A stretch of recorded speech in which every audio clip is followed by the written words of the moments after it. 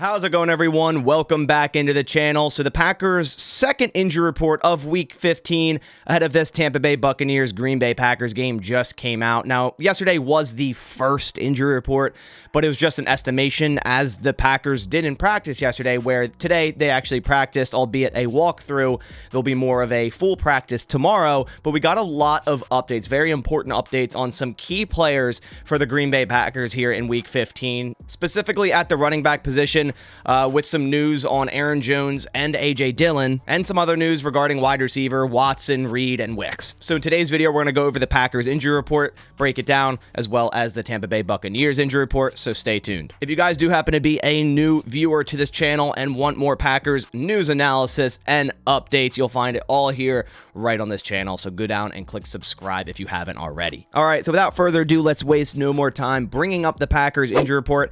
At the top, we see Jaire Alexander, who logged yet another limited practice. Now, as I said last week, even though he was limited all week and went into the game questionable, we got to wait and see if he ends up playing, because at this point, even if he's limited all week and questionable, there still is a chance he could be downgraded to out like we saw last week. I'm really hoping this is the week Jaire returns. This is a big week. This is a must win for the Green Bay Packers in order to, stay in the playoff race.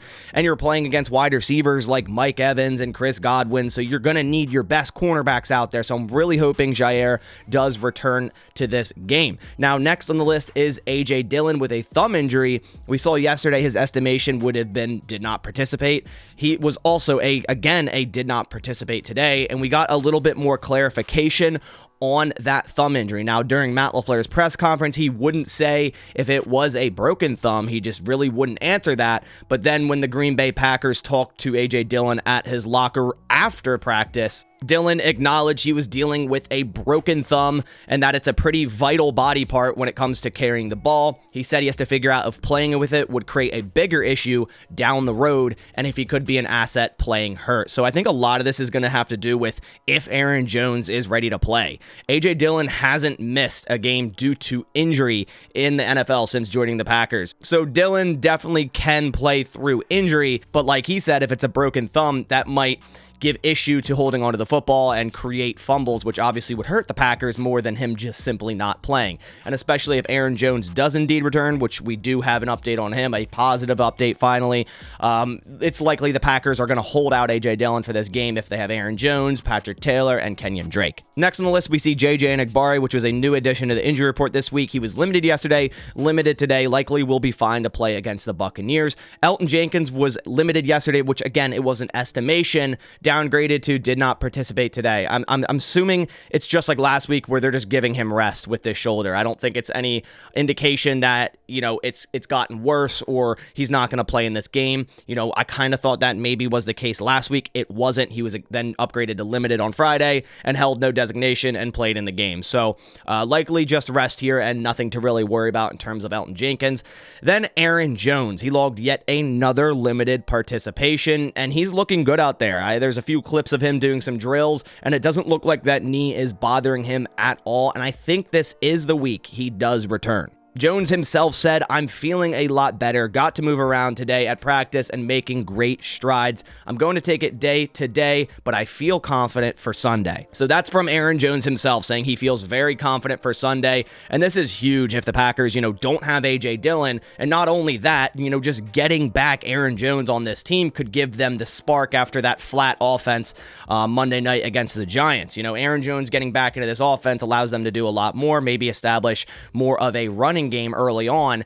Hopefully Aaron Jones can get into this game and stay healthy and have a, typical Aaron Jones day where we see him, run for 80 yards and receive for another 50. I'm really hoping we can have another breakout Aaron Jones game that would help the Packers secure a victory here this Sunday. Next, we see Keyshawn Nixon with his quadricep injury, limited yesterday, limited today, likely will be fine for Sunday. But if Jaire comes back, I'm wondering what they're going to do at cornerback.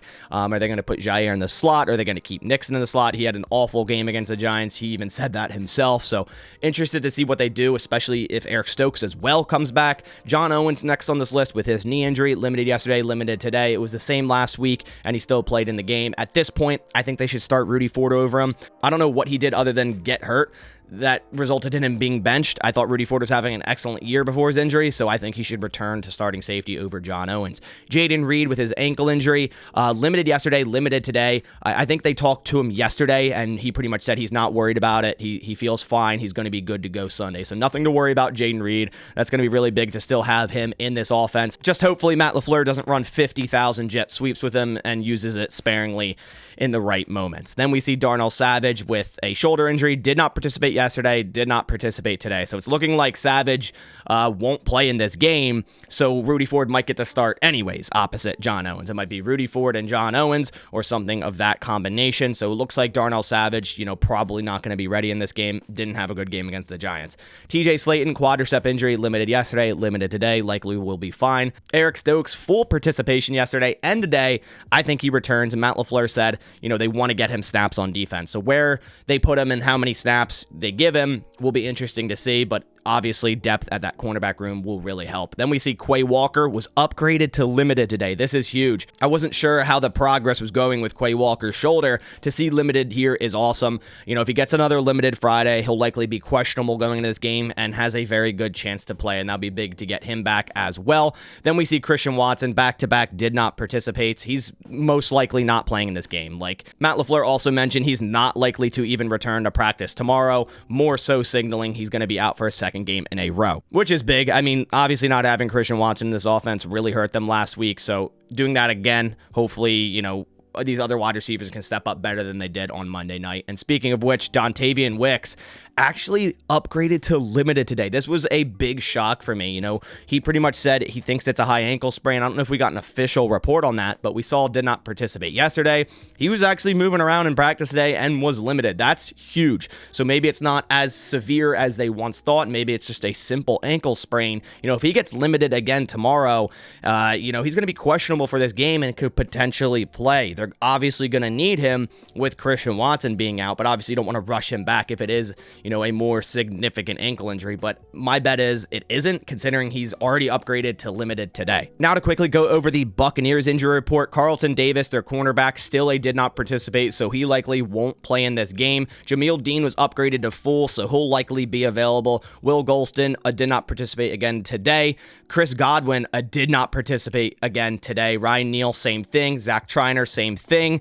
And Vita Vea did not participate today. So it looks like, potentially the Bucs could be without Vita Vea. We'll see what Chris Godwin's practice, designation is tomorrow. But if he doesn't practice tomorrow at all, he might not play in this game with that knee injury. And then Devin White at the bottom didn't participate yesterday, but was full today. So Devin White likely going to be available for this game. But if they're missing Vita Vea, Chris Godwin, and Carlton Davis, those are three important players. The Bucs are pretty banged up as well. So that does it for the second, but kind of first injury report for the Green Bay Packers, Week 15. Packers versus Buccaneers. This is a massive game. It's not about the Giants game. It's about how you respond to that, respond to adversity and build on that and get better. They have to go out here and win this game at home, versus the Buccaneers to keep their playoff hopes alive. The playoffs start now for the Green Bay Packers. So hopefully they go out there and respond. But that about does it for this video. I appreciate you guys coming by. If you could leave a like down below, it supports my channel a ton. It's been an awesome 2023 so far. I can't thank you guys enough.